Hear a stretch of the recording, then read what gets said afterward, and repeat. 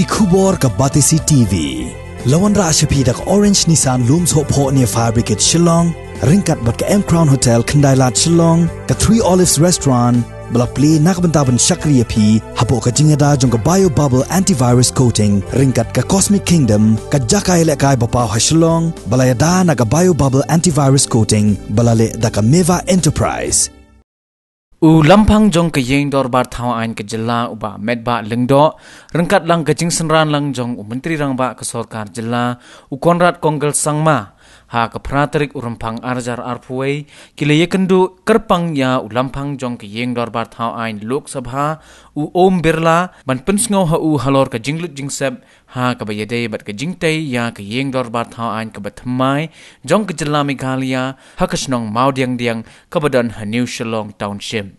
Kumban supentip hang ni ke yeng dorbar thau ain ke barim kala julor no na kadau ke jingkam ding ha usnam 8,000 iwei. Bat day na do kini kapor ye ke dorbar jong ke yeng dorbar thau ain la supenlong no shipor ha usoso tham auditorium bat hadin kini lapen ken riak no pat sha ke cultural complex ke badan haril bong hadu menta menne. Lamphang jong ke yeng dorbar thau ain uba medba lingdo ulapentip bahakani ke jingi kendo ya Om Birla nakaliang jong menteri rang ba ke Sorkar jilla konrad kongkal sangma ulapen pau halor ke jinglut jingsep ne ke benta bantai ke ke yeng dorbar thau ain bad ha ke jo ke por ulakerpat ru ya Om Birla man wanjngo hi dalade mentau benai rempang ya ke jaka balatai ke yeng dorbar thau ain ha ke jilla Meghalaya khnang bo undup sngoto kumno ban ai jingirap Pisa ye ke Sorkar Meghalaya na ke benta ban shna pendep no ye ke yeng dorbar thau ain ke bala shusa teng menta lajan arpos nem kenti.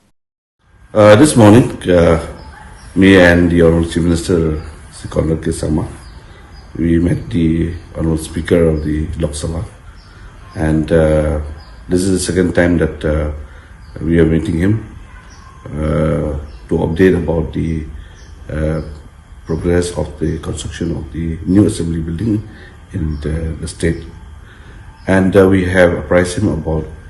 the difficulties and constraints that the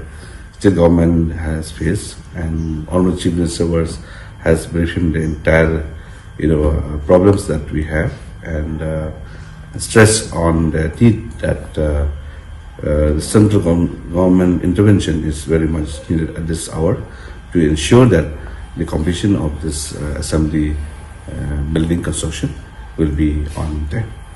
And he told us that he will be arranging some special program from the Lok Sabha office, and where tentative date has been fixed around 25th or 26th of this February. So the final date will be informed to us in very short time, so that all preparation and whatever needed, that will be done to ensure that we welcome the Honourable Speaker whenever he visits our state.